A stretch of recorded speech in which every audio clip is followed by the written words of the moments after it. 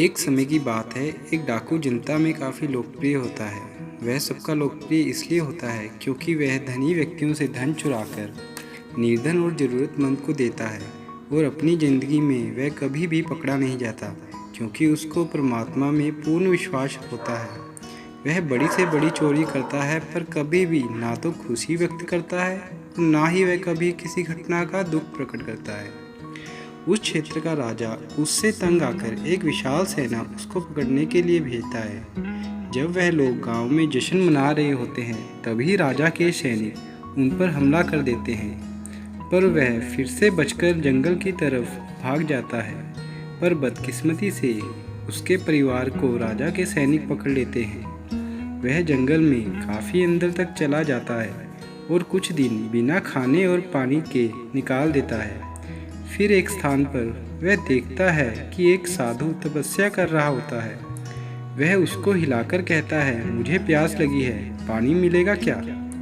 साधु की तपस्या भंग होने के कारण साधु क्रोधित हो जाता है और उसे क्रोध में आकर श्राप देता है कि तू पत्थर का बन जाए। पर अगले क्षण वह फिर से कहता है कि मुझे पानी मिलेगा।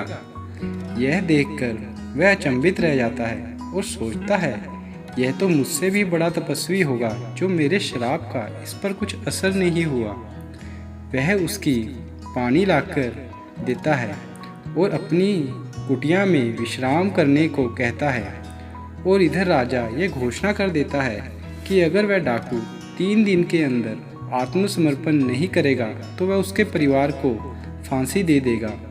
पर जंगल में होने के कारण उसको ये घोषणा पता नहीं लगती और 3 दिन बाद राजा उसके परिवार को मारकर शहर के बाहर लटका देता है। इधर वह डाकू सोचता है उसे अपने परिवार को राजा से छुड़वाना चाहिए, तो वह नगर की तरफ चल पड़ता है। जैसे ही वह जंगल से बाहर नगर के द्वार में पहुंचता है, उसका परिवार वहां लटका होता है और उसके मुंह से निकलता है, हे प्रभु, आपने क्या कर दिया? और उसी क्षण वह पत्थर का बन जाता है। इस कहानी से हमें ये शिक्षा मिलती है, हमें अपने प्रभु पे कभी भी विश्वास नहीं छोड़ना चाहिए।